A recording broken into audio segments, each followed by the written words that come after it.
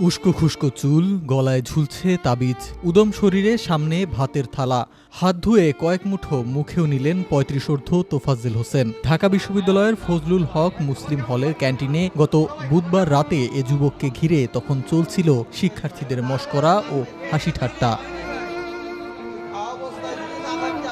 ক্ষুধায় কাতর এ যুবকটি তখনও ধারণা করতে পারেনি এটাই হতে যাচ্ছে তার শেষ খাবার।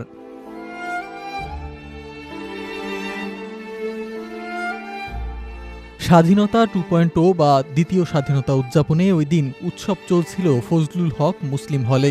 শিক্ষার্থীদের দাবি, সেখানে বেশ কয়েকটি মোবাইল ফোন চুরি হয় তাদের। রাতে ফুটবল খেলা চলাকালে মোবাইল চুরির অপবাদ দিয়ে তোফাজ্জলকে প্রথম দফা হলের অতিথি কক্ষে নিয়ে মারধর করা হয়, কিন্তু ক্ষুধায় কাতর থাকায় কয়েকজন তাকে নিয়ে যায় ক্যান্টিনে খাওয়ানোর উদ্দেশ্যে। কিন্তু কে জানতো এটাই হতে যাচ্ছে তার শেষ খাবার। এরপর তার উপর নেমে আসতে যাচ্ছে বিভীষিকা।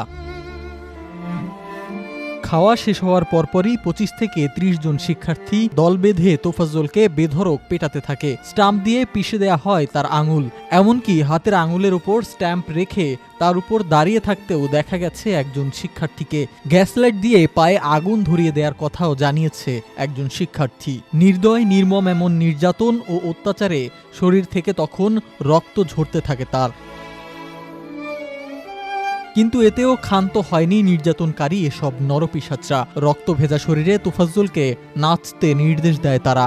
এমনই মর্মান্তিক ঘটনার মধ্য দিয়ে শেষ হয়েছে তোফাজ্জলের কষ্টে জর্জরিত জীবন। বহু আগেই মা বাবা ভাইকে হারিয়ে মানসিক ভারসাম্যহীন হয়ে পড়েছিলেন তিনি। অনাহারে অর্ধাহারে কাটাতে হতো দিন।